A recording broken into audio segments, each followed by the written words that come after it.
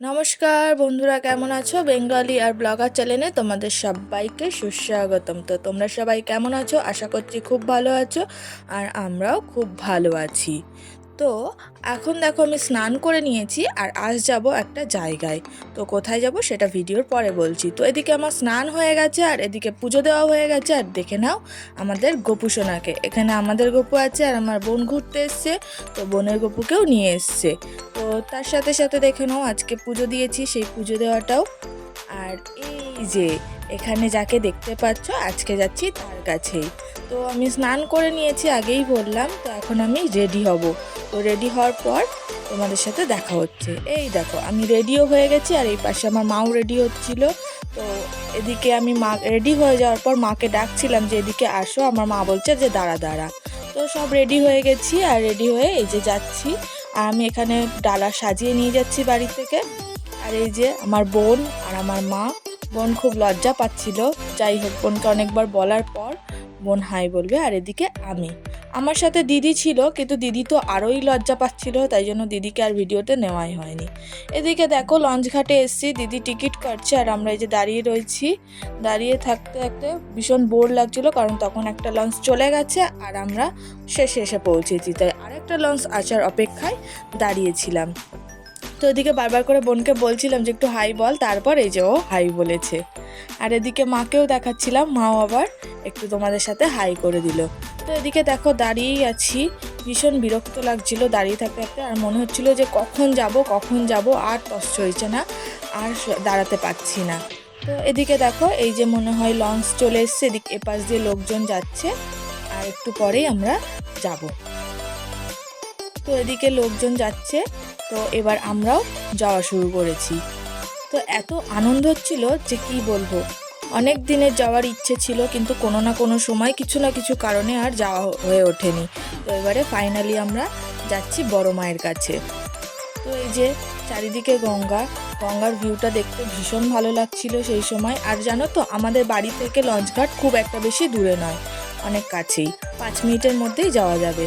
তো এই যে লঞ্চে চলে এসেছি, অ্যাকচুয়ালি এটা লঞ্চ নয়, এটা হচ্ছে ভেসেল। তো আমরা ভেসেলে উঠে পড়েছি। হ্যাঁ, উঠে প্রথমে ভাবছিলাম যে দাঁড়াবো, বসবো না, তারপর মা বলল যে বসতে, তাই আবার বসেও নিলাম। আর আমি বসেছিলাম আমার বোনের পাশে। বোন ভেবেছিল যে আমি ছবি তুলছি, কিন্তু না, ভিডিও করছি। তো এদিকে বোন ভাবছে ছবি তুলছি, তাই ও বার করে পোজ দিচ্ছে। আর এই দেখো আমার দিদি, যদিও ও জানে না যে ওকে ভিডিওতে নেওয়া হচ্ছে, তো ওই জন্য ও ঠিকমতো আমাদের দিকে তাকায়নি। আর ওই যে দেখতে পাচ্ছ, ওই যে আমার মা গঙ্গা দেখতে দেখতে যাচ্ছে। এদিকে আবার দিদির দিকে একটু ক্যামেরা নিলাম বলে দিদি দেখেই আবার মুখ ঘুরিয়ে নিল। আসলে ও খুবই লজ্জা পায়। আর এই দিকে দেখো আমরা চলে এসেছি ফেরিঘাটের কাছে। তো লঞ্চটা এখানেই দাঁড়াবে।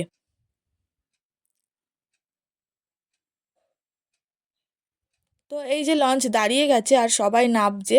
তো আমরা একটু যেহেতু লাস্টের দিকে ছিলাম, আমরা ভেবেছিলাম এই গেটটা দিয়ে নামবো, কিন্তু ওই গেটটা দিয়ে নামা যাচ্ছিল না। আর আমরা এখন নেমেও পড়েছি। নেমে এই যে যাব। আমার তো খুব আনন্দ হচ্ছিল যে আমি চলেই এসেছি, এবার শুধু যাওয়ার অপেক্ষা। এদিকে দেখো বোনকে একটু বলছিলাম যে আমার আসার ভিডিওটা করতে, তো বোন করে দিচ্ছিল আর এদিকে বোনও যাচ্ছে।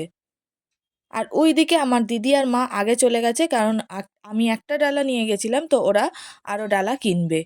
তো ওদের ইচ্ছে ছিল ওরা এখান থেকেই ডালা কিনে নিয়ে যাবে, কিন্তু আমি বাড়ির থেকেই সমস্ত কিছু গুছিয়ে এনেছিলাম। আর এদিকে দেখো এখানে এই যে দিদি আর মা ডালা কিনছে।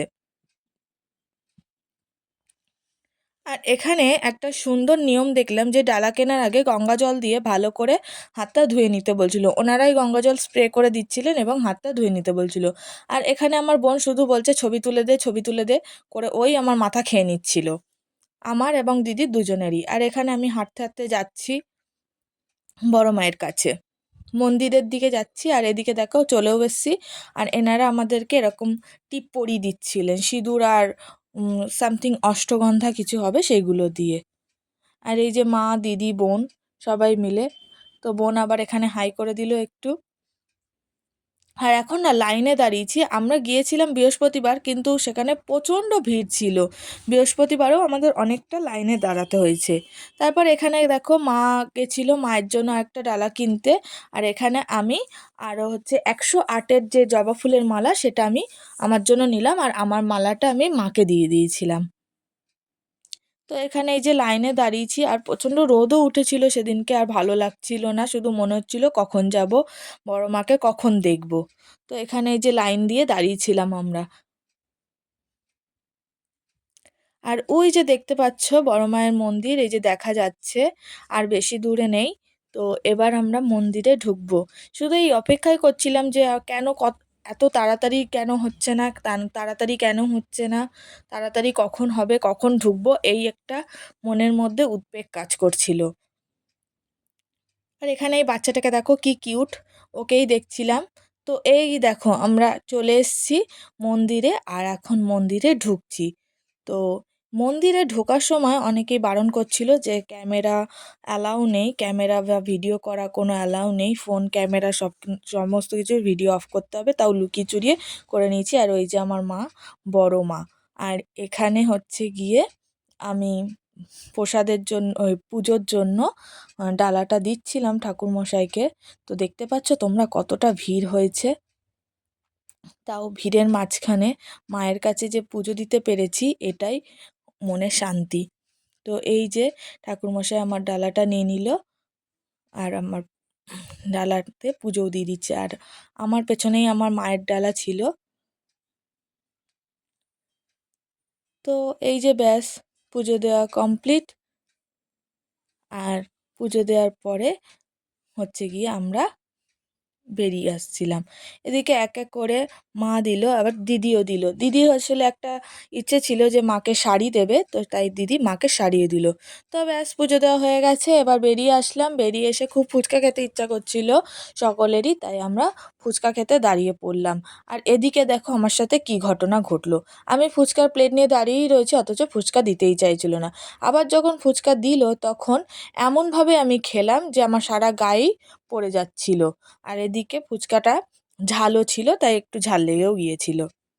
তো ব্যাস, এই যে পুজো দেওয়া হয়ে গেল, ফুচকা খাওয়া হয়ে গেল। এবার ওয়েট করছি লঞ্চের জন্য, যে আমরা আবার লঞ্চ ঘাটে চলে এসেছি। লঞ্চ করে এবার যাব ওই পারে।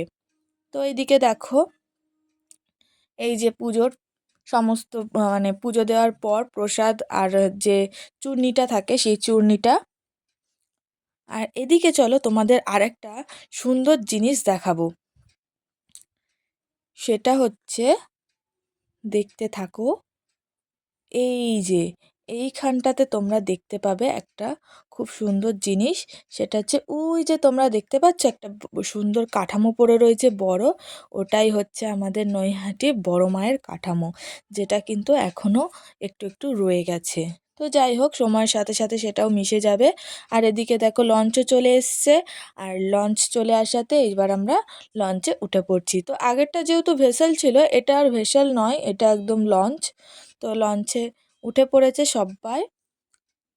আর এদিকে মাও উঠে পড়েছে। আর এদিকে দেখো মারা ওই যে ওইদিকে, আর আমি লঞ্চের একদম এই পাশটাতে চলে এসেছি। তো বড় মায়ের কাছে বলে যাচ্ছি যে টাটা, আবার একদিন আসবো তোমার কাছে অবশ্যই, তুমি টানলেই আসতে পারবো, না হলে হবে না। আর এদিকে দেখো গঙ্গাটা কি অসাধারণ লাগছে গঙ্গাটা দেখতে।